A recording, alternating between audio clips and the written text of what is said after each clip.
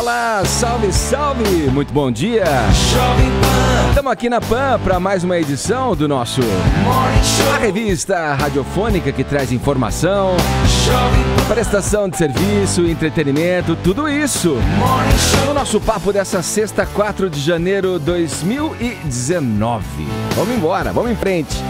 50 tons de polêmica. Damares Alves diz não se arrepender de frase sobre menino usar azul e menina rosa.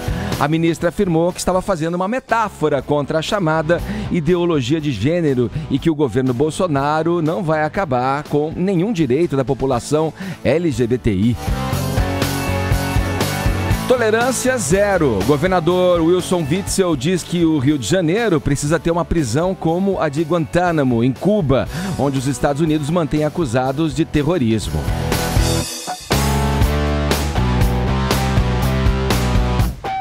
Não põe na tela. Programa Agora é Domingo é cancelado e José Luiz da Atena aparentemente já achou um culpado. Incompetência minha, disse o apresentador. Esses são alguns destaques do Morning Show que está apenas começando. Bom dia, Paulinha. Oi, Ed, tudo? Tudo bem? Tudo bem, então, querido. Beleza. Temos uma hash? A gente tem, né? Tô um pouco desanimadinha hoje, Edgar. Pô, você sempre tá animada, pô, dando um gás aqui pra essa trupe do rádio. Programa aqui, política, tá com o saco mundo, cheio. Só tem polêmica, meu Deus. Eita. Cadê o espaço pros gifs de gatinho? Sonho. Discussões sobre o zodíaco. Eu quero saber quando que Mercúrio vai ficar retrógrado, nem sei como é que fala, amarrado. Mas quando que vai dar problema esse ano, entendeu? Cadê as tendências do verão? Você quer discutir o zodíaco? Tendências reais, tipo Sim. Karl Lagerfeld, aquele pessoal que fala de cores com propriedade. Cadê? Eu tô esperando isso acontecer. Só que não acontece nada. Começou um ano de 2019 e não acontece nada, querido. Então é por isso que eu tô de olho no quê? No ano que vem, amor.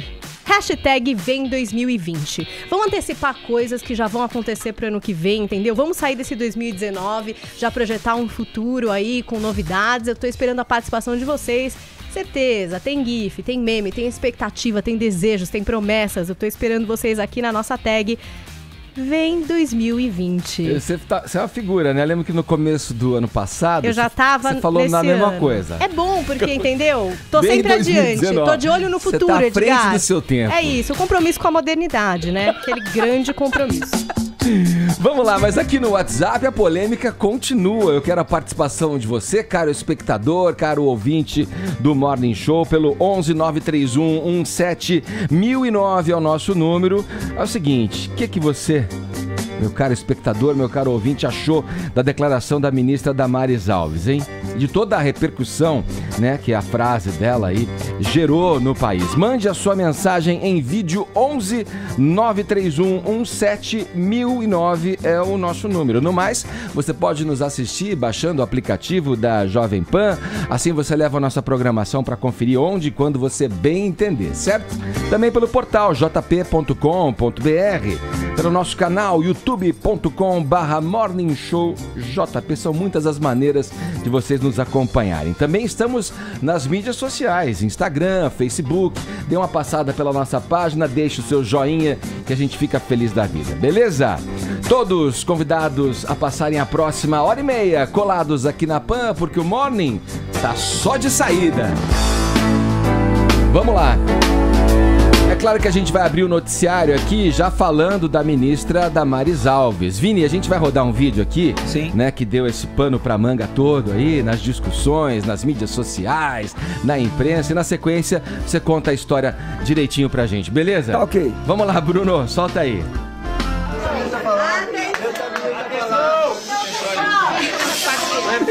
Menino veste azul e menina veste rosa! Tipo peça da firma, né? Atenção! É uma nova era no Brasil. Menino veste azul e menina veste rosa! Aí, Vini, vamos lá. É isso aí, Edgar. Isso aconteceu logo após a posse da ministra da Mulher, dos Direitos Humanos, da Família, a ministra Damares Alves, né, Edgar, ali nos bastidores, já em clima de festa com os seus apoiadores, né? E na posse, inclusive, ela já tinha falado, né, que menina tem que ser chamada de princesa e menino tem que ser chamado de príncipe, que isso não pode ser mais proibido nas escolas, que existe uma doutrinação ideológica nas escolas que tem proibido que as mães e os pais chamem seus filhos de princesas e de príncipes. E depois ela acabou falando essa frase aí também de menino veste azul e menina veste rosa, que acabou imediatamente viralizando aí pelas redes sociais. O vídeo foi publicado pelos próprios apoiadores que estavam ali junto com a Damares Alves e repercutiu bastante. Subiram algumas hashtags ontem no Twitter, como cor não tem gênero, né? Foi bastante republicada essa hashtag. Teve a hashtag também rosa e azul e pessoas com diferentes opiniões, mas teve muitos artistas se manifestando. Daqui a pouco a Paulinha vai falar sobre isso, alguns políticos também. Enfim, repercutiu até demais aí essa frase da Damares Alves. Logo depois a assessoria dela soltou uma nota oficial dizendo que o que a ministra tinha dito realmente foi ali uma metáfora, né, sobre a ideologia de gênero que ela e o governo querem, a partir de agora, combater aí nas escolas. E ela explicou um pouco mais sobre isso, Edgar, na entrevista que ela deu ontem para a Globo News. Já estava marcada essa entrevista, acho que os jornalistas até receberam, né, de presente, né, essa polêmica toda que acabou circulando ontem em todo o país. E logo de cara ela respondeu se ela se arrependeu ou não de ter falado essa frase. De jeito nenhum, foi uma metáfora.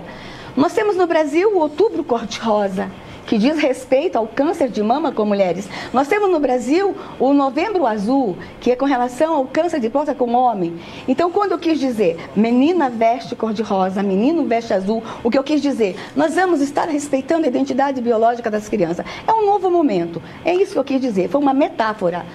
E estava ali com todas as pessoas que estavam lá ontem na posse, e eu falei, e digo mais, menina é princesa, podemos chamar meninas de princesa no Brasil, podemos chamar meninos de príncipe, e isso não traz nenhuma confusão para a criança. Tá aí. E ela explicou um pouco também, Edgar, uma parte que eu achei interessante, sobre o que eles consideram ideologia de gênero nas escolas. Ela falou, a ideologia de gênero não é o menino ser gay ou a menina ser lésbica. A ideologia de gênero é pensadores que acreditam que a criança ela é neutra. Então ela tem que ser tratada dentro da escola como uma criança neutra, e aí ao longo da vida, lá mais pra frente, ela vai se decidir se ela quer ser homem ou se ela quer ser mulher. Ela acredita que não, que o menino tem que ser tratado como menino e a menina tem que ser tratada como menina. E que isso que agora que o governo vai dar uma atenção para que não exista mais esse tipo de ideologização nas escolas. Até foi perguntado para ela se tem algum projeto que vai ser enviado para o Congresso. Ela falou que não, que apenas é um pensamento que o governo vai combater agora a partir desse ministério aí que ela está à frente agora. Edgar. Você falou, Vini, que a Paulinha ia repercutir aqui a fala junto à classe artística, a personalidade se manifestaram, isso, né, Paulinha, a respeito. Vamos conferir o que aconteceu nas timelines das redes sociais. Então a gente teve, por exemplo, o apresentador Luciano Huck, que postou uma imagem dele com a Angélica, ele vestindo rosa, a Angélica vestindo azul, e a legenda: rosa ou azul, tanto faz. Aí ele fez esse post e tal, começou a repercutir ali nas redes dele. E aí o Carlos Bolsonaro, que é filho do presidente Jair Bolsonaro, postou uma outra foto do Luciano Huck com os filhos no colo. E aí a menina vestindo rosa e o menino vestindo azul. O Bruno Gagliasso também fez um post na rede social dele com uma blusa rosa e... Aí, o que aconteceu? O site Caneta Desesquerdizadora, Edgar, percebeu que, na real, pode ter rolado um Photoshop, porque tem uma foto igualzinha do Bruno no Natal, usando uma camisa cinza. Então, a camisa cinza photoshopou pro rosa. Mas aí o Bruno também foi lá e postou uma outra foto de moletom cor-de-rosa, que acabou de passar aí na nossa transmissão. Então, ele fez esses 2 posts nas redes dele. Aí também teve um monte de gente no Twitter se manifestando. Então, por exemplo, o Alessandro Labate, que até ouvinte aqui do Morning Show, postou a Giovanni Ubanchi e o Bruno Gagliasso num dos vídeos do canal dela. Então, a Giovanna tá de rosa, o Bruno tá de azul, postou essa história aí do Photoshop, postou o Luciano Huck saindo da maternidade com os filhos. Então, tem ali o menino de azul, a menina de rosa.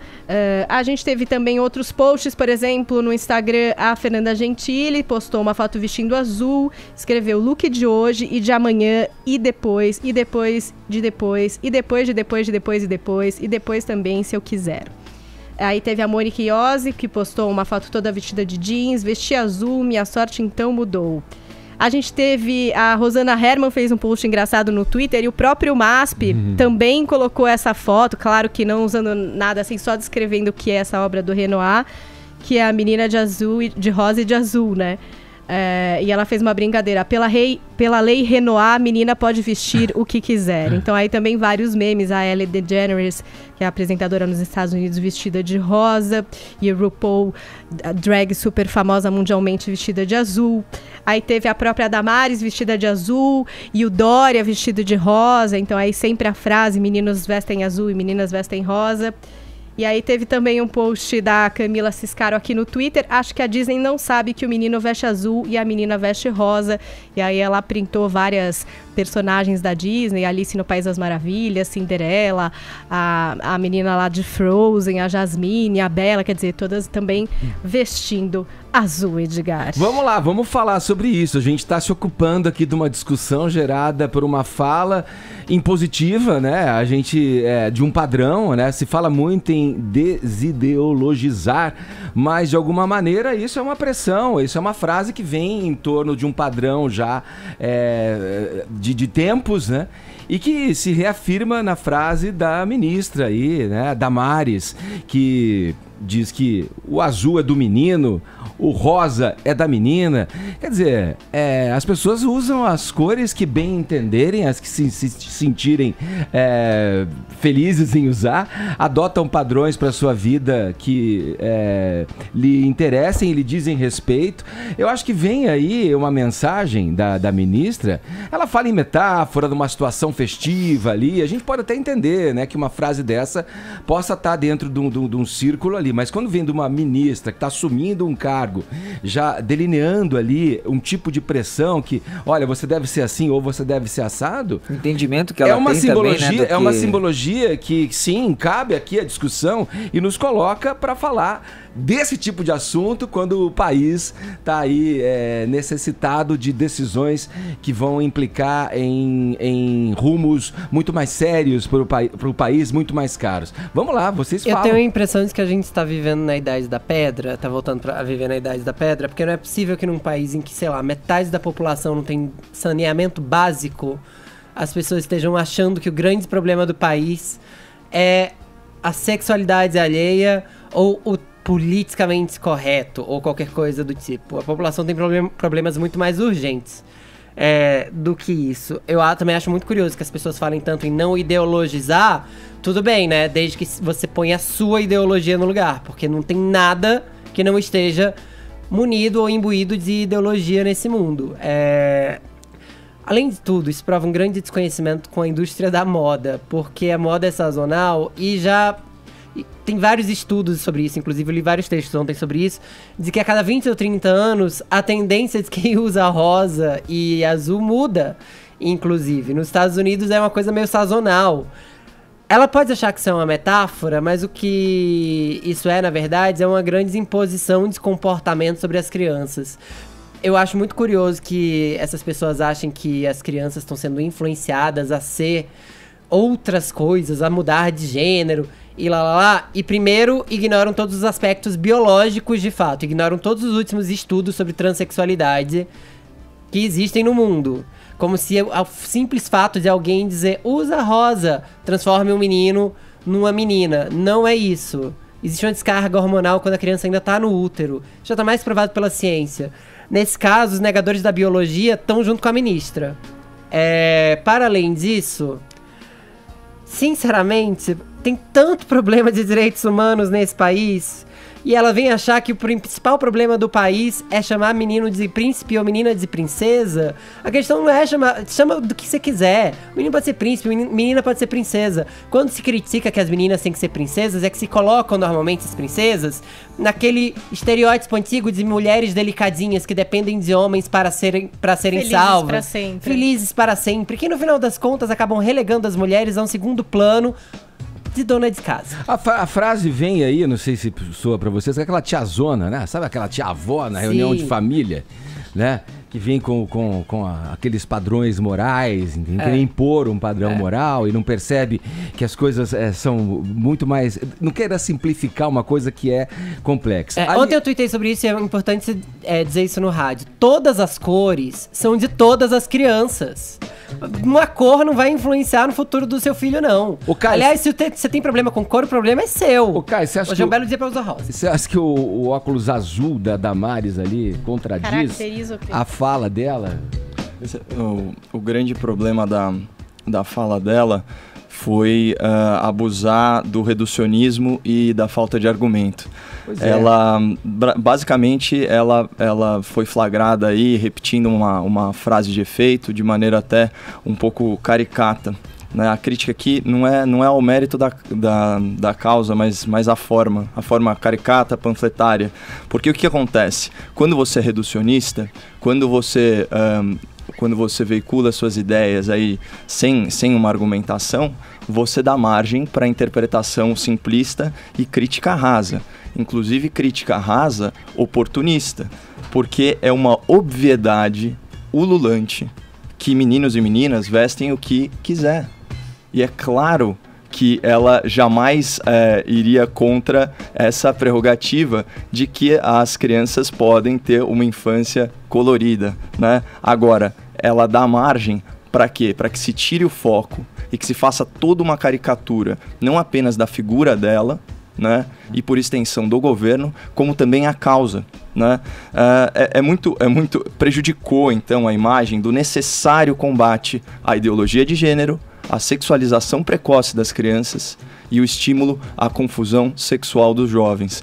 É o seguinte, ela fez a explicação, ela disse que foi uma metáfora e tal, então obviamente ela estava fazendo referência a uma política de governo preocupada aí com esse justo combate à ideologia de gênero. O que ela deseja reestabelecer é a biologia como protagonista, né? Então, colocar a biologia novamente como protagonista na identidade de gênero. O que isso significa? Quando ela fala menino veste azul, isso não tem sentido literal.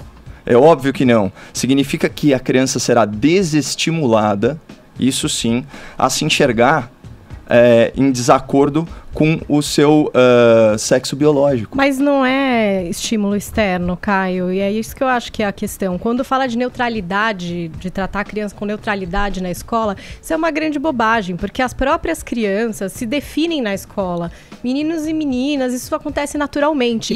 Mas a falta da explicação da diversidade é uma coisa que complica muito para a criança que não se encaixa. Você entendeu? Quando você... Não é uma questão de tratar com neutralidade, tipo... Não, todos vestem branco porque mais à frente irão escolher o que querem. Não é essa a questão. A questão é natural. A criança, ela naturalmente escolhe as cores que ela quer vestir e que ela quer usar. Às vezes na escola os grupos de meninas e de meninos, eles se juntam, eles se dividem. As meninas gostam mais de princesas, os meninos gostam mais, sei lá, de carrinho. Isso é o natural do que acontece. E acho maravilhoso que o Caio acha que as crianças vivem em confusão por ver estímulos externos. A minha confusão começava comigo. A confusão é interna. E se a criança não consegue entender que existe um lugar para ela, e aí a apresentação da diversidade não é confundir a criança, Mas ela poder entender que se ela não se encaixa aqui ou ela não se encaixa ali, ela também se encaixa. Ou se o amigo entendeu? dela não se encaixa. Se Eu acho que estímulos é só externos essa definissem, eu seria o maior heterossexual do mundo, tendo crescido no interior de Pernambuco. Eu, de verdade, eu não sei porque o sexo ou a orientação sexual ou o gênero das pessoas é um fator tão importante pra você, Caio. Se incomoda tanto, né? Porque em todo momento você acaba reiterando que a ideologia de gênero, né, novamente, é uma expressão bem bizarra de se usar, porque o que existe são questões de gênero. Volta e meia você trata isso como um grande perigo. E, de novo, a gente tá num país que tem problemas tão mais urgentes, né? A pessoa é pro que nasce. É difícil ter um debate sério sendo acusado de sentimentos que eu não tenho, Fefito. O grande problema que eu tenho... Você acabou de escrever como uma ameaça. Não, mas sim, porque você interferir na saúde mental de uma criança é super grave. O estímulo externo... Eu, enquanto criança gay... Tive muita interferências heterossexuais, tentando me heterossexualizar. Muito grave. Tive vários traumas. E ainda assim, ó, eu tô aqui firme e forte. Eu não tô falando de crianças, eu tô falando de... Eu tô falando confusão. Assim, então, eu não tô falando de crianças com crianças. A criança, ela é totalmente incapaz por definição jurídica. Eu tô falando de doutrinação. A ideologia de gênero, Edgar, ela sustenta que tanto a sexualidade quanto a identidade sexual são construções sociais. Daí a ideia que a Damares colocou e que o Vinícius trouxe pra gente de uma criança neutra. Então, ela nasceria... O que essa turma sustenta? Que a criança nasce sem identidade de gênero e que é uma sociedade patriarcal, heteronormativa, burguesa, opressora, que condiciona ela a ser heterossexual. Esse é o ponto. Então, o que a ministra trouxe na entrevista dela à Globo News? Ela fala o seguinte: uma criança é o que ela vê. Então ela está simplesmente defendendo o respeito à identidade biológica na infância e ela diz explicitamente as escolhas sobre a sua sexualidade, a sua identidade de gênero, elas vêm a posteriori. O que a gente está advogando aqui é que o Estado, os professores, não interfiram. E ela, inclusive, diz, a Damares, na entrevista à Globo News, que esse é um debate muito bem-vindo sobre essa teoria sociológica, sem nenhum embasamento científico. Esse debate ele é muito bem-vindo na academia, não no jardim de infância, não na sala de aula. E sobre o preconceito de gênero, essa sim, uma preocupação legítima que você trouxe, Paulinha. Ela diz o seguinte, olha... Coisas que ela falou sobre preconceito de gênero e sexualidade na entrevista à Globo News. Sexualidade não implica a criança. A criança, ela não vive a sexualidade. Né? Então, mas o preconceito... Você está dizendo que existe um trabalho do corpo docente para direcionar um pensamento... ela trouxe um dado da realidade. Ela trouxe, inclusive, um dado da realidade. Por exemplo, quando você proíbe uma mãe... Foi um caso que ela contou. Você proíbe uma mãe de chamar a filha de princesa. Mas é isso. A norma, ela trata da exceção sempre. Sim. Ela define o plano ideal para combater excessos, né? Olha o que ela fala. Menina tem que ser tratada, respeitada e amada como menina desde a mais tenra idade, certo? Isso para fazer aquela defesa de que menina não é igual ao menino, porque se assim fosse, talvez o menino tivesse uma liberdade maior de fazer brincadeira de mão e ser agressivo com a menina. Por que isso é importante? Na visão da ministra, ela acredita que desde a mais tenra idade tem que ser reforçado que não pode haver agressão de meninos contra mulheres. Para mim, ponto para Damares. Sobre preconceito... questão que vem de casa, inclusive, né? Educação que vem de casa. Eu acho que é de meninos contra meninos e meninas. Exatamente. A gente precisa educar os meninos, inclusive. Eu acho muito curioso também que você fale tanto de biologia, de colocar a biologia em primeiro lugar, e aí você acha que uma simples discussão, e olha que esse tipo de assunto nem é discutido no colégio, no jardim de infância, vai transformar alguém em hétero, trans, gay ou qualquer outra coisa. Eu acho que você precisa chegar numa conclusão, porque a ideologia de gênero não é dizer pra você que você é neutro até lá. É primeiro respeitar suas tendências desde criança e te fazer sentir confortável em sua própria pele. Você não entendeu o ponto. A ministra quer que as crianças sejam deixadas em paz. Pra concluir, pessoal, a ministra quer que as crianças sejam deixadas em paz. Elas estão em paz. Estão tentando deixar elas confortáveis nas próprias peles. Imagina, está sendo aplicada uma teoria sem embasamento científico nas escolas. E sobre preconceito... Tá fabricando, então, pessoas defeituosas em fábrica para você. Porque eu não vejo isso. E sobre Ninguém vê isso nos colégios. Posso falar? Pode, claro. Sobre fica à vontade. preconceito de orientação sexual, ela fala desde o começo. A gente ensina o respeito às diferenças na infância. A única coisa que é defendida aqui é que não haja interferência na sexualidade desde a mais tenra infância, e que a educação sexual não seja pressuposto para se avançar essa agenda de sexualização precoce de criança. É tão elementar. Ninguém está preocupado com a sexualidade de ninguém, Fefito, com a sexualidade alheia. A preocupação é sempre com o jovem, deixar a criança ser criança. Isso daí é uma obviedade. É curioso que nos anos 90, quando tinha uma bunda feminina rebolando pra câmera, ninguém tinha preocupação com sexualização precoce de criança, né? Se isso continuasse acontecendo hoje, ninguém teria essa preocupação. E os erros do passado vão justificar os erros de agora? Não, mas eu tô falando que se acontecesse hoje seria a mesma coisa. Eu preciso seguir aqui, vamos girando o assunto no Morning Show. A gente tá só no início do programa, temos mais a tratar. Vamos lá, Fefito, é com você. Quero saber do programa do Datena, aos domingos. Já era... Oh, não, você que pode nos dizer, pô. Poxa, dá pena, deu pena, hein? Aconteceu, Fefito. Eu não tava sabendo também, fui pego de surpresa. Caraca, foi surpresão. Você acha que você não segurou a onda ali? Eu não sei, porque eram 6 horas, não é fácil, hein?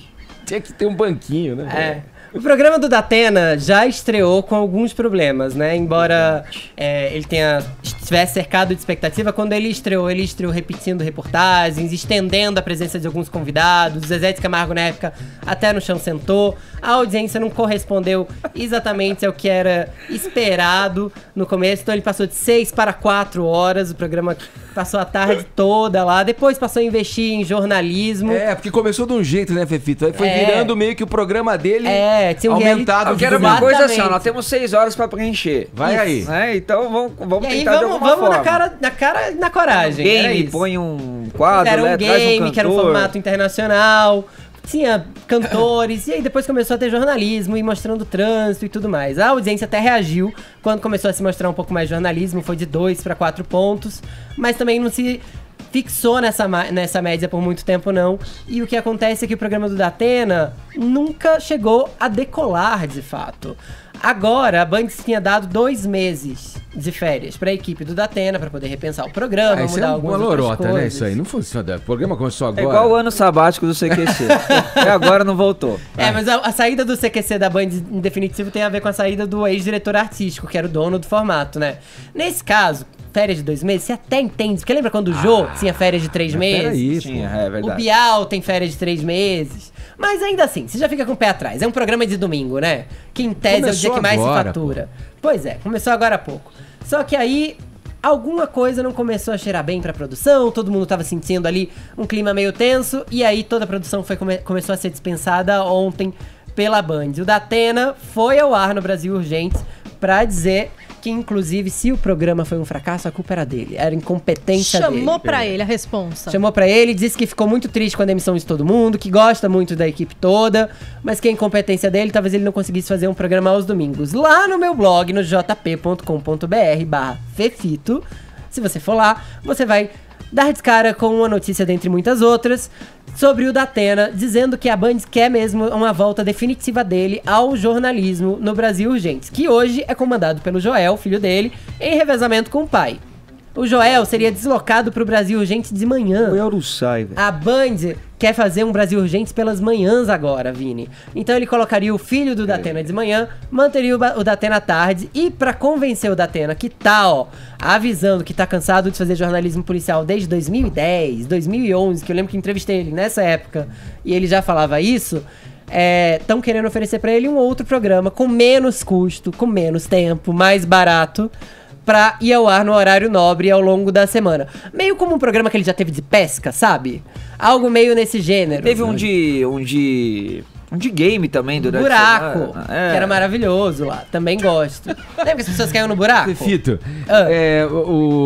mas é curioso que, assim, quando teve a declaração, quando surgiu essa notícia, o próprio diretor da atração também não sabia muito ao certo o que estava acontecendo. Porque ali, as demissões começaram ontem. A direção e havia dito que para ele seria uma pausa mesmo, mas pela demissão, olha, vamos ter que demitir o plantel aí de produtores de programa, de pessoas que trabalham com as pessoas começaram a encarar os primeiros cortes como crise, resultado de crise, porque afinal de contas é um ano de recessão, e não justificaria ter 2 meses pagando uma equipe inteira, já que o programa não estaria no ar.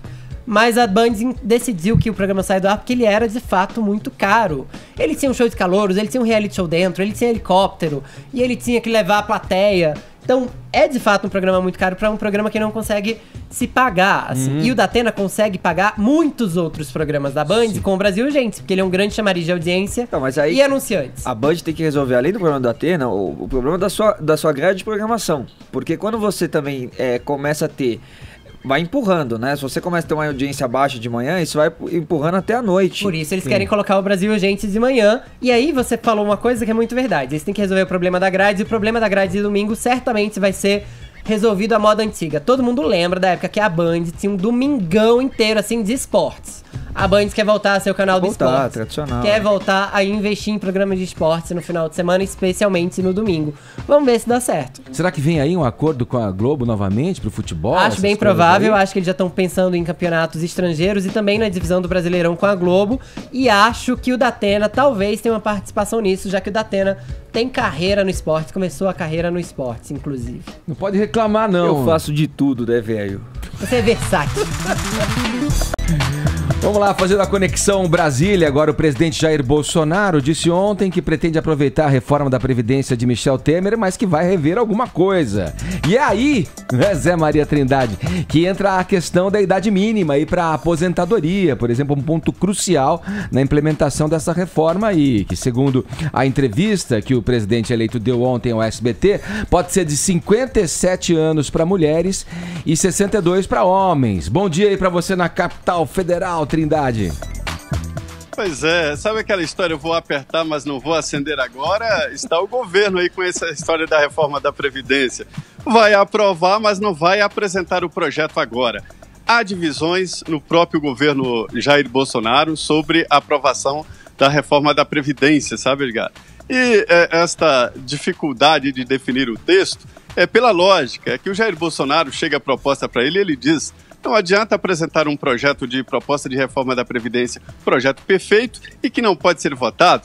Escreva, o que deve sair disso aí é mesmo a reforma da Previdência com a nova idade mínima, que pode ser esta aí, de 62 anos para homem e 57 para mulher, que é a idade mínima de aposentadoria. Está difícil aprovar uma reforma da Previdência, apesar de todas as evidências de que isso é necessário e que isso é a sobrevivência do governo. Mas são as demandas políticas do momento. Ele fala em fazer essa reforma paulatinamente, próximo presidente, dar sequência a isso, até citando, Caio, inclusive, a diferença de média de idade, de expectativa de vida, nos diferentes estados brasileiros, né? Você acompanhou a entrevista, deve ter acompanhado essa parte, onde ele fala, por exemplo, da idade, se eu não me engano, do Piauí, né? A expectativa de vida por lá, então que não seria justo, né, você deixar os 65 anos, por exemplo, dos homens, se a expectativa de vida fica em 69, então, alguma coisa assim. Essa argumentação sobre expectativa de vida, ela não é tão pertinente assim, porque para cálculo atuarial, o que importa, na verdade, é a expectativa de sobrevida, ou seja, que é quantos anos a pessoa vive a partir do momento que ela atinge determinada idade. E olha só, aqui no Brasil, a expectativa de sobrevida, quando você atinge 65 anos, é de 18 anos. Então, em média, no Brasil, quem faz 65 provavelmente vai chegar aos 83. Esse é o dado estatístico. Isso é extremamente relevante, principalmente porque é um dado que não oscila entre as diferentes regiões do Brasil. Quando você calcula expectativa de vida, qual é o índice que afeta, que impacta esse número? Mortalidade infantil. Obviamente, lugares menos desenvolvidos, né? Então no Brasil remoto, algumas regiões do Nordeste, a mortalidade infantil é maior, isso prejudica a expectativa de vida. Agora, isso não tem nada a ver com a Previdência. Seria interessante que a assessoria econômica do presidente Bolsonaro entrasse em contato com ele aí para, vamos dizer assim, melhorar essa argumentação, porque esse argumento não é válido. E falando sobre expectativa de vida, Edgar, a gente vive num país que entre 1960 e 2010, a expectativa de vida cresceu 25 anos, né? Agora está em 75, então dá para falar em 27 anos. Então, assim, esse não é o argumento. É uma pena que o presidente também ele tenha se antecipado antecipado a barganha política e ele próprio já baixado a bola da reforma.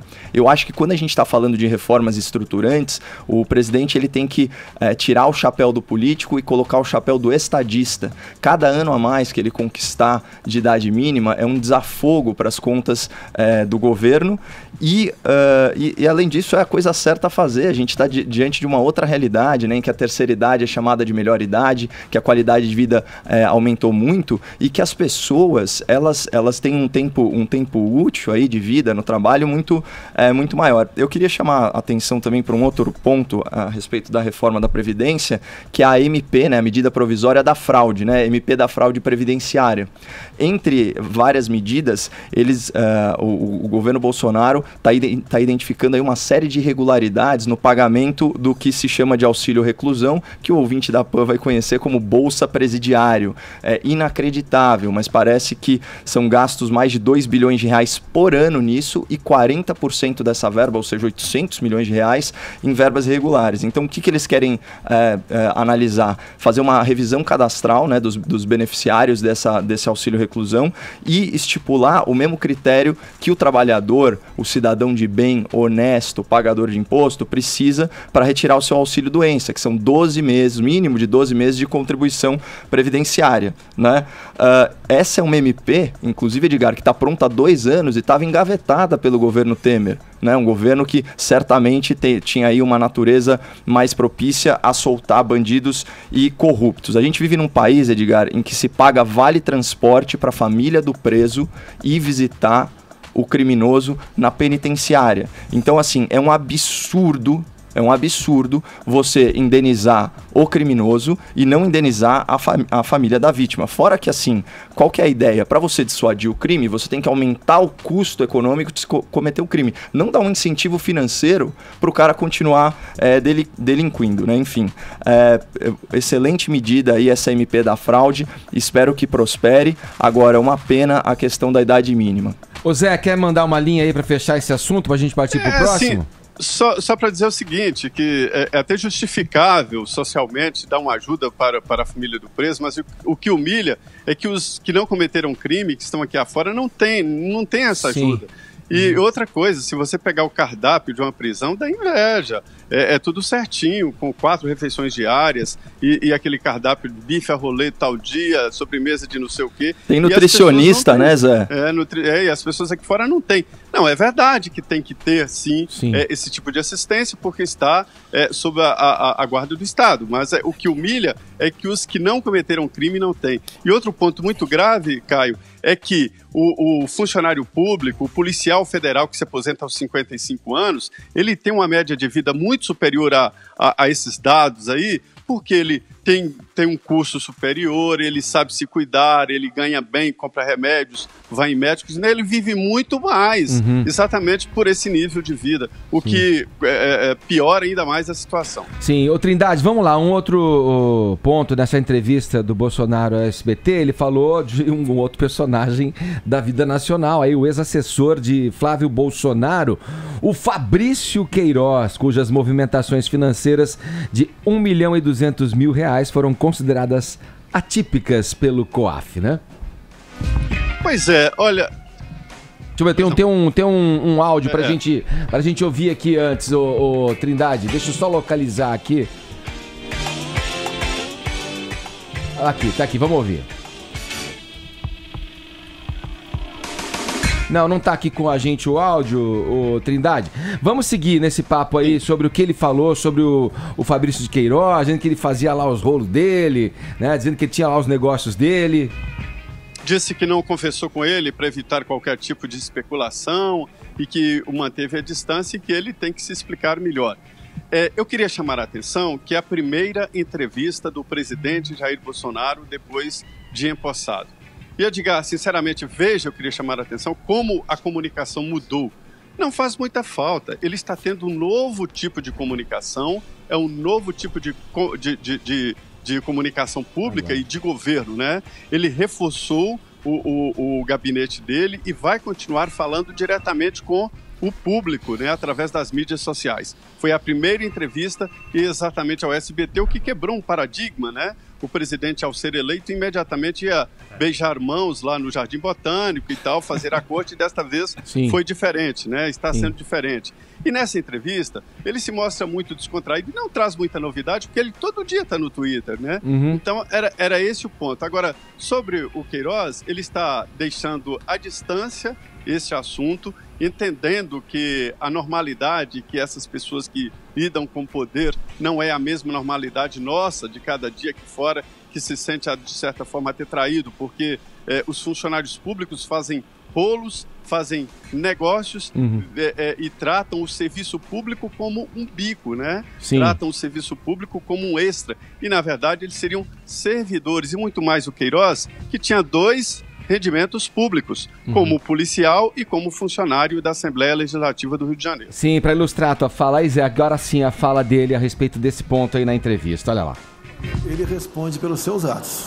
Eu não tenho nada a ver com essa história. Tem apenas, não um cheque, 10 cheques de R$4.000, na verdade, que eu conheço desde 1984, foi meu soldado na Brigada Paraquedista. Depois foi trabalhar no gabinete do meu filho, deputado estadual. Sempre gozou de toda a confiança minha. E mais de uma vez já havia emprestado dinheiro para ele. Eu já emprestei para alguns outros funcionários também. Eu dou essa liberdade e não vejo nada demais nisso aí, não cobro juros, nada. Ele falou que vendia carros. Eu sei que ele fazia rolo. Agora, quem vai ter que responder é ele, tá? Agora, o COAF fala em movimentação atípica, isso quer dizer que seja ilegal, irregular, pode ser. Agora, outra coisa tem que deixar bem claro, não são R$1.200.000, são R$600.000. E outra, se tiver algo errado, que pague a conta quem cometeu esse erro. Agora, você pode ver, nesse pente fino que o COAF passou dentro da Câmara, pegou 17 funcionários, ou 18, né? Que tinha movimentações atípicas, né? Esse Queiroz, segundo o COAF, 1.200.000, na verdade 600.000, mas vários outros tinha de 5 milhões, 10 milhões, que até 40 milhões de reais, ninguém toca no assunto. Todos têm que pagar, não interessa se desviou R$1 ou 40 milhões de reais. Tem que pagar, porventura essa movimentação foi irregular. Thaís, o que dá para depreender aí da fala dele, além do que ele é um grande, um credor paizão? Na verdade, não cobra juros e nada. Essa relação entre assessores, ela às vezes costuma ser tão próxima que nasce a ter filho, né? Que é o caso do Bolsonaro, a mulher dele era assessora dele, né? Então há mesmo essa proximidade. Na verdade, o presidente tem razão, né? Por enquanto não houve nenhuma ligação e ele não pode pagar também por esses detalhes da vida de um assessor. E o colocou no limbo. O Queiroz estava sendo preparado para ser nomeado aqui no Senado Federal, né? Saiu de lá da Assembleia, deixou a filha ali, então estava vindo para cá. Então, assim, o presidente tem razão. O Queiroz é que tem que se explicar. Eu, sinceramente, estou achando um pouco demais cobrar isso do presidente da República, né? Uma explicação que tem que ser dada, e isso tem que ser dada pelo Queiroz. Eu não estou entendendo por que ele está atrasando tanto em dar essa explicação ou assumir logo o crime, pelo menos fiscal. Valeu, Trindade. Obrigado pelas informações. Bom trabalho aí em Brasília. Perfeito. Muito bom dia a todos. Agora 10h43, horário de Brasília. Jovem Pan Morning Show. Jovem Pan Morning Show.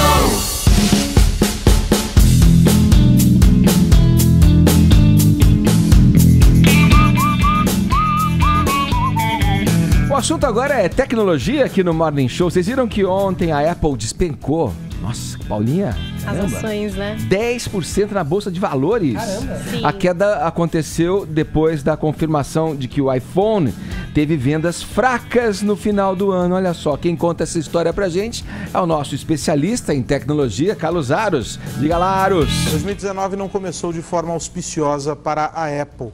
Após informar ao mercado na quarta-feira à noite a redução da previsão de receita do último trimestre, as ações da empresa sofreram queda de mais de 10% na Bolsa Norte-Americana nesta quinta-feira. A receita prevista para o período caiu de 93 bilhões de dólares para 84 bilhões de dólares. Foi a primeira vez que a Apple emitiu um alerta deste tipo. Os argumentos apresentados pelo CEO da companhia envolvem dificuldades para conseguir operar no mercado asiático. É um fato.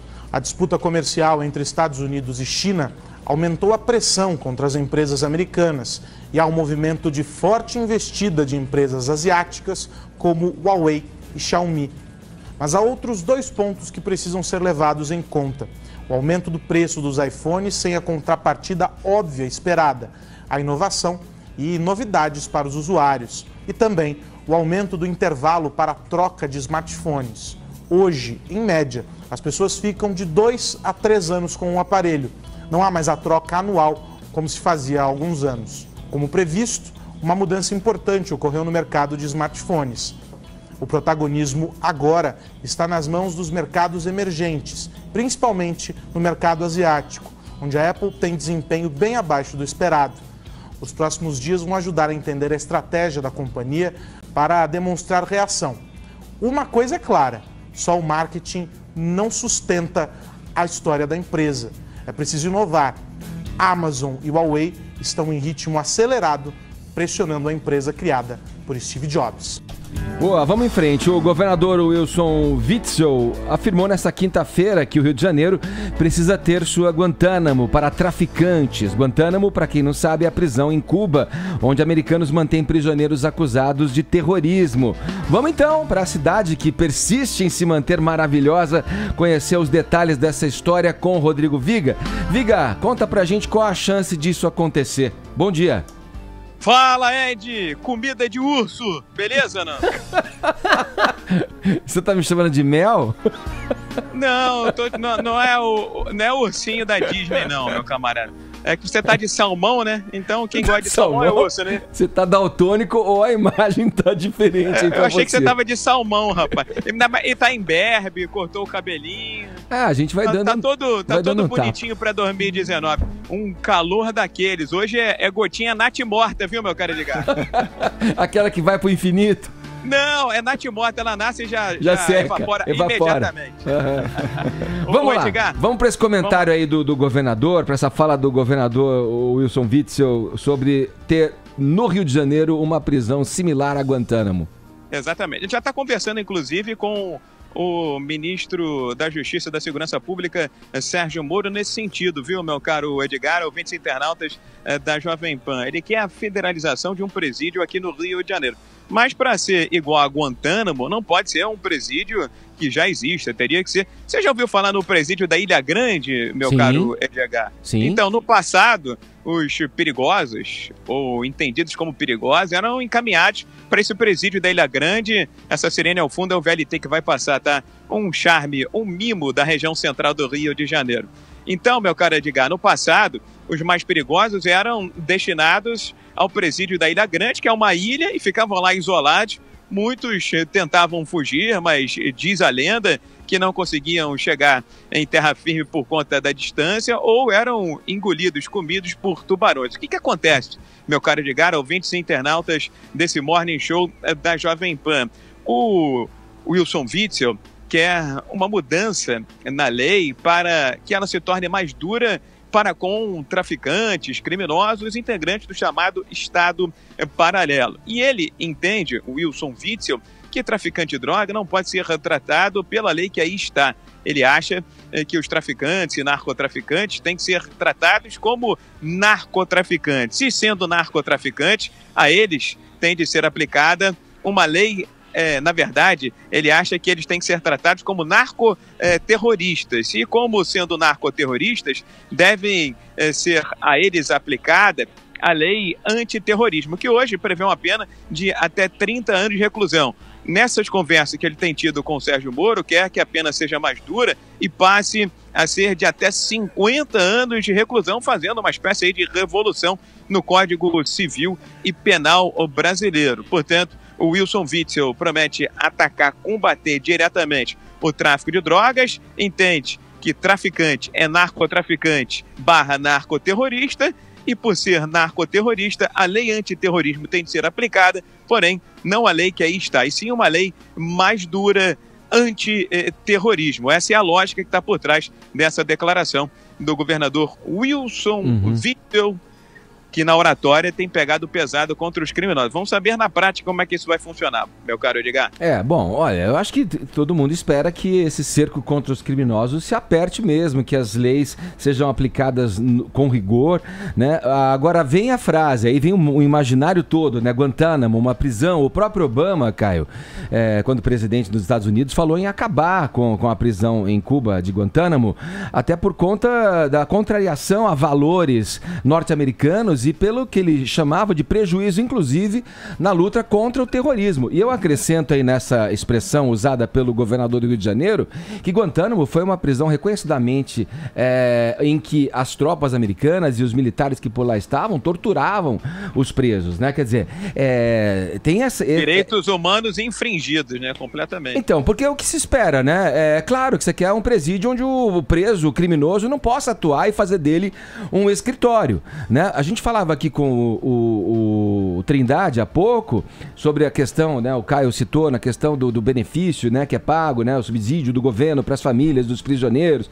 Falava-se do cardápio, tudo. Quer dizer, o tratamento... Tem um salário. Então, o tratamento quando o preso está lá tem que ser um tratamento humanista, acima de qualquer coisa. Mas o rigor mesmo deve vir com a inteligência e pela maneira como as leis que já existem devam ser cumpridas, né, Caio? Alguns pontos aqui, né? Em primeiro lugar, sobre a qualificação desses drug lords aí do Rio de Janeiro como narcoterroristas, eu acredito que é pertinente, né? A gente já falou aqui que, imagina, se o traficante é a escória da sociedade, imagina os seus chefes, né? A gente está falando de pessoas aí que estabeleceram um poder paralelo, uma situação de anomia, aterrorizam a população das comunidades mais pobres, das regiões onde vivem, têm um estilo de vida nababesco, usam os seus soldados do crime, que têm expectativa de vida baixíssima, como escudos humanos para o lucro, vendem veneno, né? Viciam pessoas, destroem famílias. Essa turma tem que se ferrar, tá? Então esse é o primeiro ponto. Falando sobre Guantánamo, né, uma situação interessante. Você sabe que os Estados Unidos, eles ocupam aquela região desde a Guerra Hispano-Americana. Então, finalzinho do século XIX, a situação foi regularizada no começo do século XX, se não me engano, 1902 ou 1903.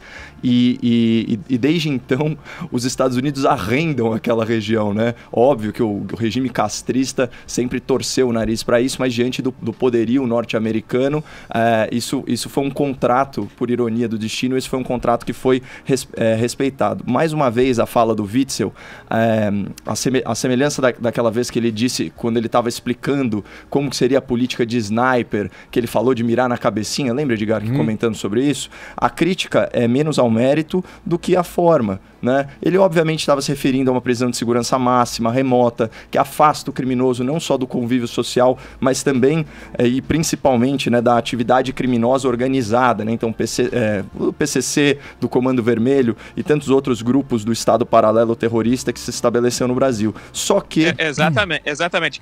Só te interrompendo, claro.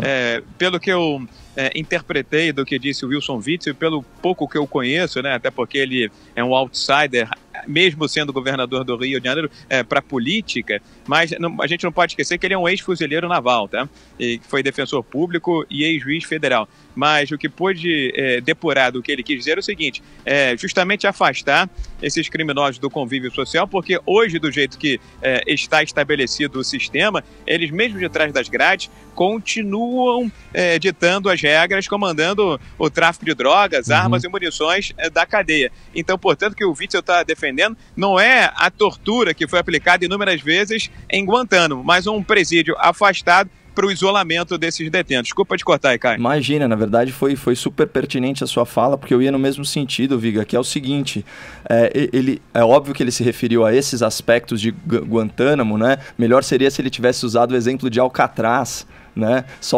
Dizem que só três presos conseguiram escapar de Alcatraz. As autoridades americanas até hoje negam essa informação. Só que assim, trazendo o Guantánamo, tem gente que se refere a Guantánamo como Gitmo, né? que é a abreviatura. Ele abre margem para se falar em apologia à tortura, que é um crime contra a humanidade e joga a discussão para uma esfera completamente absurda, conspiratória e que atrapalha o bom combate à criminalidade no Rio de Janeiro. E a coisa é tão simples, a gente só quer que, por exemplo, o preso não consiga usar o celular dentro de uma prisão. E não Ameaçar escape as pessoas de lá, de sequestro relâmpago. Olha quanto que a gente tá falando. Tomara que ele não, gente, tomara que ele não use. difícil. Ô, Viga, tomara que ele não pegue a tua ideia e transforme Ilha Grande de novo num A terror. gente só quer que os presos não façam catfish com a avó dos outros. Beijo, vó. Fala, Viga. O Ed Sashimi. Pra fechar, vai. Rapidinho.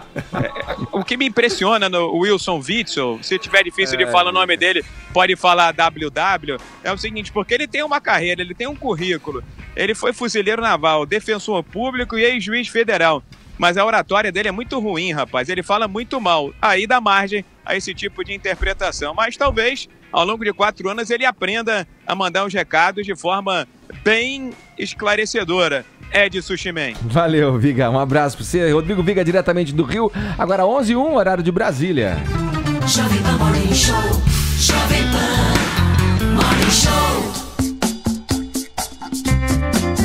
Seguimos acá com o Morning Show dessa sexta-feira. Sexta-feira, Paulinha. Ih, sextou. Você me começa o programa Sextou, toda... Você me começa o programa toda desanimada. Pô, já vi que Não, você se eu tô animou bem um pouco. animada agora. É isso aí, vamos lá. Esquentaram os tamborins. Como é que tá a nossa hashtag Vem 2020? Olha, a nossa hashtag Vem 2020 não tá falando nada de 2020. É? É, tá falando só de azul e rosa. Ah. Então, lamento Contaminou. informar. Eu nem fiz print, porque tá muito azul e rosa aqui. Estão falando de azul e rosa porque elogiaram o nosso look? Não, estão falando da polêmica, querem que o Caio fale mais de 20 minutos sem parar, não querem que o Fefito fale, não querem briga, mas não querem briga, Querem saber porque... amor, mas não querem amor. E querem saber por que você tá de azul. Querem saber porque você tá de rosa, Edgar. E você tem de foto azul. sua aqui de azul, tá? E é isso que tá acontecendo. Vocês venham pra essa hashtag Vem 2020, porque as pessoas me falaram que tá nos CTs. E eu não tô conseguindo ver. Peraí, e o Fefito consegue ver. Em E isso é quinto misterioso. lugar nos trending topics do país inteiro. Por que eu não consigo ver? isso aí, É porque eu tô de azul? Acho que é porque você tá de azul. Bom, a hashtag não é azul e rosa, é Vem 2020. Ainda vou dar uma chance pra você ser premiado hoje. Mas é verdade, Edgar, seu arquivo foi aberto. Tem foto sua de gravata azul. Pega no pulo. E a Paulinha tá com o olho rosa, não sei por quê. Sempre, olhos Tá de linda. brisa. Já me falaram isso aqui. E também cara de dor de barriga é uma cara que eu tenho mesmo. Eu descobri, eu vou resolver isso com uma dermatologista. Vai ser bem legal. Aí depois vocês me contam. Vamos lá, ainda, Paulinha, sobre a polêmica aqui em torno da frase da ministra Damares Alves, segundo a qual uma nova era está sendo inaugurada no Brasil, meus amigos, na qual menino veste azul e menina veste rosa. Nossos ouvintes se manifestaram também a respeito. Vamos conferir aqui o que eles disseram nos vídeos enviados aqui pelo nosso WhatsApp. Solta aí, Bruno. Damares, o que tá faltando pro pessoal um pouquinho de paciência para entender o que ela quis dizer. Foi ridículo, ela parecia uma animadora de festa junina de escola, né, chamando atenção e rindo. Né, uma postura totalmente diferente de um Sérgio Moro, né, como ministro. Mas o que ela quis dizer é só isso, cara. Menino veste azul e menina veste rosa, isso daí é padrão no mundo todo. Se a criança vai ser gay, se não vai, se vai usar rosa ou não vai, isso é uma coisa para ser decidida em casa. Não é o Estado que vai decidir isso daí. Entende? Quem decide, quem conversa, quem discute isso é a família e não o Estado. Entende? Faltava só o pessoal entender isso. Tamo junto. Bom dia, Morning Show. Aqui quem tá falando é o Emerson de Balneário Camboriú. E é o seguinte, que eu acho que a ministra quis dizer o seguinte, é que menino, quando criança, veste azul e menina, quando criança, veste rosa. Agora, quando ela crescer, ela faz o que quiser da vida dela, ela decide quem quiser da vida dela. Então, não é para ficar empurrando goela abaixo das crianças, obrigando elas a fazer o que elas não querem, entendeu? Olá pessoal do Morning Show, quem está falando aqui é Hélio de Penedo, Alagoas. O meu comentário é sobre essa parte colorida que foi imposta aí pela ministra, e ela já está dizendo que foi questão de analogia ou metáfora. Vamos acreditar nela, cara. O que não pode é que a gente pare a nossa vida para ficar discutindo cor disso ou daquilo. Tá aí, meu quadro colorido, eu tô de cinza e nem por isso vai me definir. Então acho que a gente precisa focar mais em trabalho, em ter um 2019 perfeito, como a Paulinha falou, um 2020 melhor ainda. Então vamos pensar nisso, vamos parar de bobagem e vamos acreditar que vai dar tudo certo, tá certo? Essa é uma mensagem aqui de Hélio. Um abraço, fiquem com Deus. Olha Hélio Que aí. homem, que homem positivo, maravilhoso, coramão pra ele, um Se coramão. espirrar, saúde, Hélio. E se você viu o quadro dele, tem flores rosas, azuis, multicolorido, né? Vamos em frente, agora é a hora de falar do menino. Eita, Deixa Eita. o Neymar, o Vini, é com Porque você. toda vez que o Quando assunto é o Neymar, isso sou aí, eu que falo, você, hein? cara. Vamos lá, o que você pode dizer a respeito do disfarce que ele usou no Réveillon? Hã? Pois é, né? Finalmente assumiu a identidade de mascarado, Neymar, né? Ô, louco. Edgar. Então, o que acontece? O Neymar, ele passou aí a virada de ano lá em Barra Grande, na Bahia, com alguns amigos, Edgar. E aí as pessoas já estavam fazendo uma certa especulação. Por quê? Porque vinham ali o Gabriel Medina, o Nenê, o Arthur Cabral, que tá jogando agora no Barcelona, e um homem mascarado. Só a boleirada. É só a boleirada, né? Tinha surfista no meio, O Medina não? do surf ali, e os parças também, todos ali. E cadê o Neymar? Cadê? Só que tinha um cara ali mascarado, né? Com a canela fina. Cara de canela fina e mascarado. Posso falar? Ele tá a cara do Patropi. Umas tatuagens, você tá a cara do Patropi. E a pessoa, pô, será que é o Neymar que tá mascarado? Mas por quê? Não é festa fantasia, não é... Que máscara é essa? Não é Halloween. Não tá na 25 de março. Na 25 de março, o que tá acontecendo? Pois o próprio Neymar agora, Edgar, pela rede social, acabou confirmando que sim, que era ele. Passa a foto aí, Brunão, do assim, tem uma foto com umas mulheres também, ele ali com a máscara, parece o Kaysar também, que participou do BBB no ano passado. Olha lá, aí com os amigos, né, com o Nenê, que joga no São Paulo, o Arthur do Barcelona, tá ali o Gabriel Medina, e ali já um print do próprio Instagram dele ali, né, foto com uns ídolos. E tá ali o Neymar mascarado. E aí, ó, olha o que ele escreve, Edgar. 1000 motivos para sorrir. Esse foi um dos momentos mais importantes dessa viagem para muitos, pode não significar muita coisa, mas para mim significou tudo. E aí, ali embaixo ele coloca, assim sou eu, dá uma risadinha.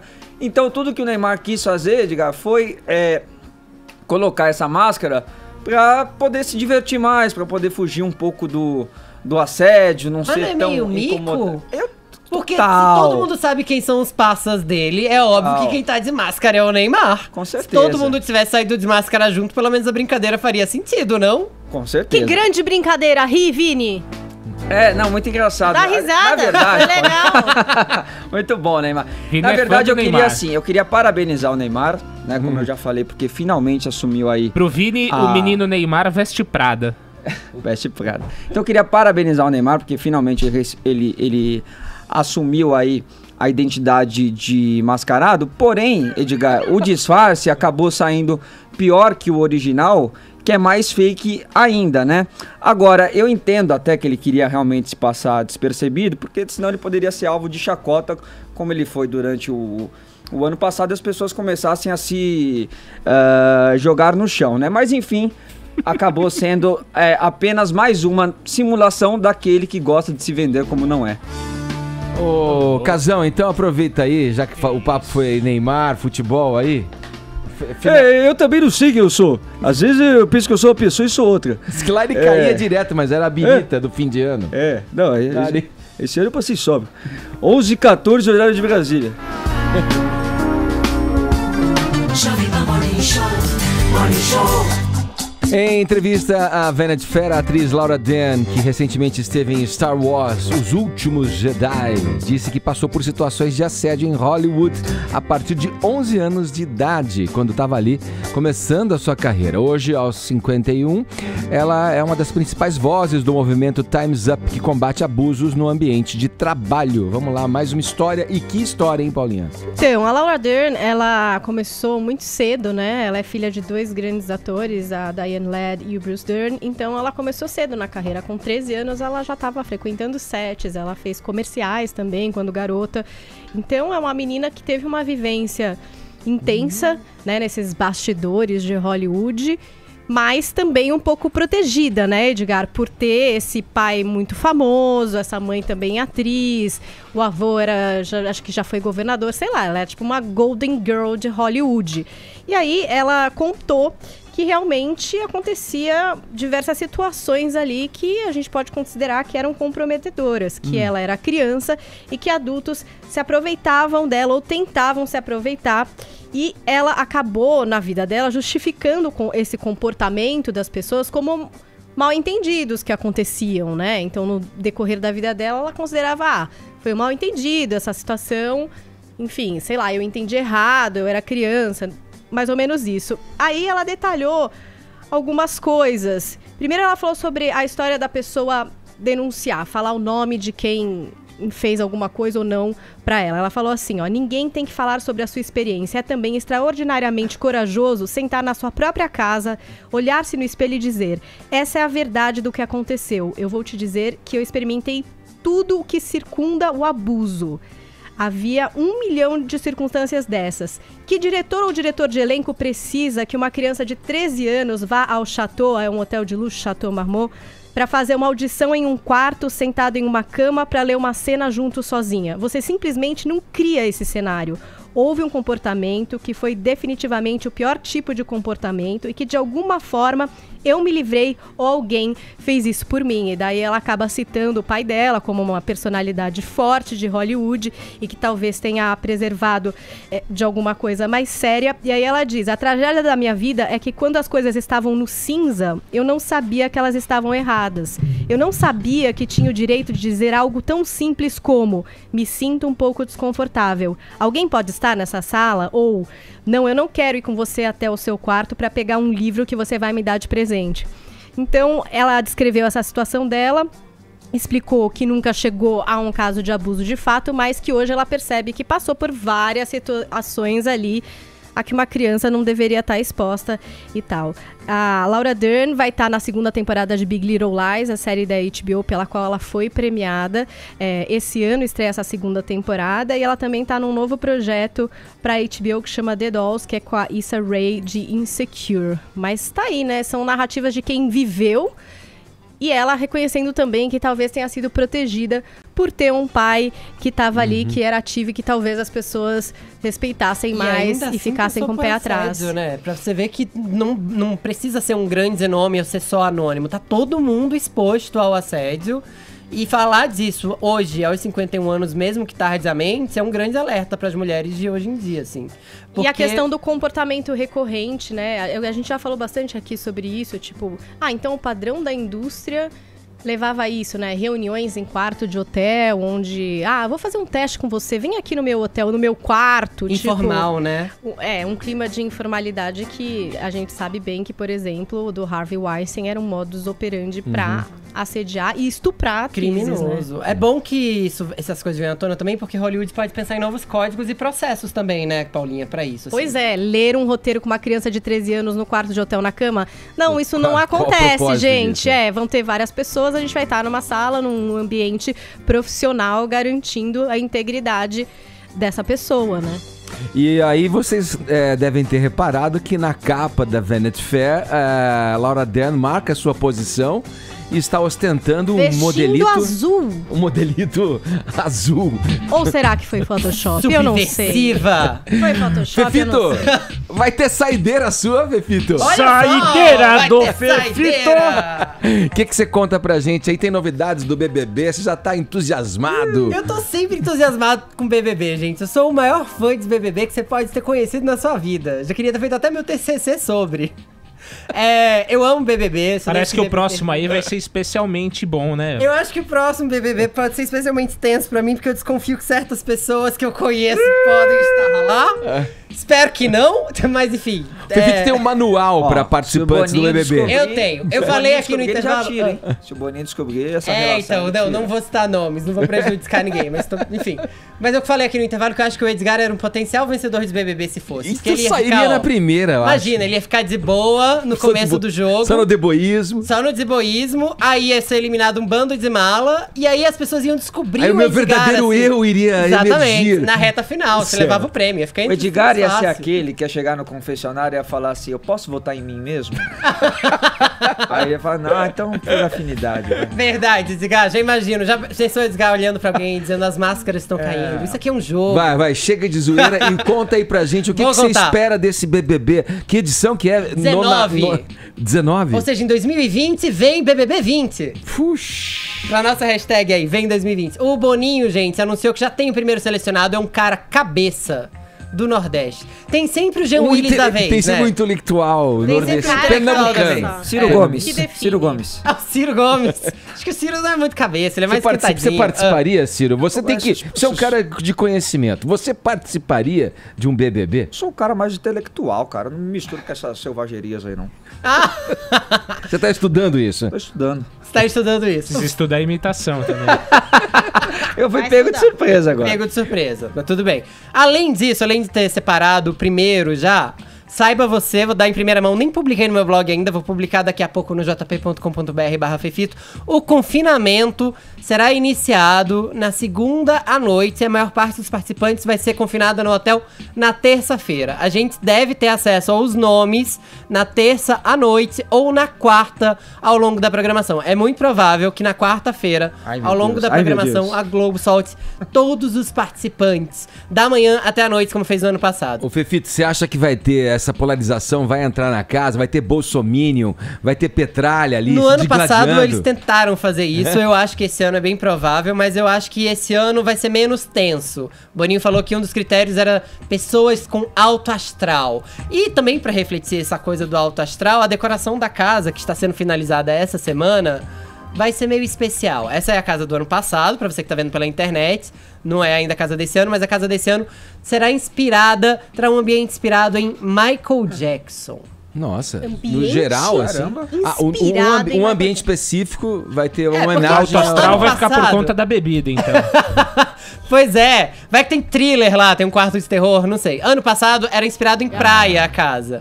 Os ambientes eram inspirados em praia. Um desses vai ver pop esse ano, vai ter um ambiente inspirado no Michael Jackson. E o Boninho deu uma dica, que não é exatamente uma dica, fez um mistério nas redes sociais dizendo que deu branco. Tem muita gente achando que não é a casa que vai estar branca, que é o quarto branco que volta. Vocês lembram quando foi até acusado de tortura?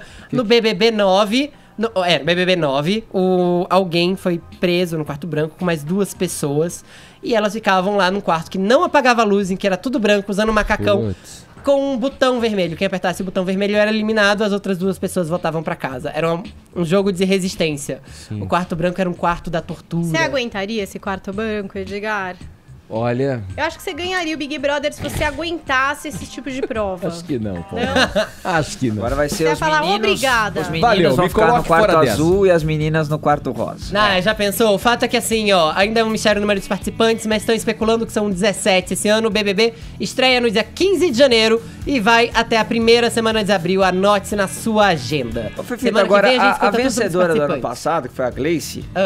Ela era militante, né? Política, de direitos humanos. Sim. Ela não se candidatou a nada esse ano, porque eu achei que ela ia seguir o mesmo caminho do Jean Willis. A Gleice tá fazendo curso de teatro, ela quer ser atriz. Ela tá morando no Rio de Janeiro, tá com o Wagner, com quem ela se relacionou no BBB. Com ele ainda? Tá com ele até agora. Wagner que inclusive fez implantes de cabelo, aquele que vai trazendo uma fofoca atrás da outra.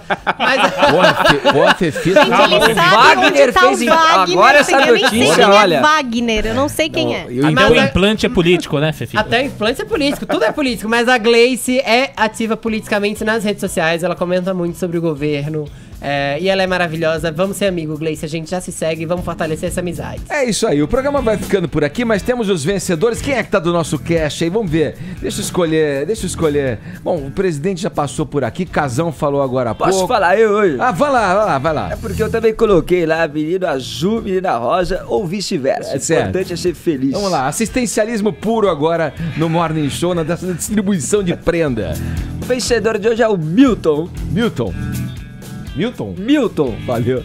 E aí, Paulinha? Vou falar aqui no Twitter, ainda estou indecisa. Me mandem prints se a gente foi pros CTs, porque eu mesma não achei. Você tá em dúvida? Pra mim não aparece, o Twitter está me boicotando. Eu não sei o que está acontecendo.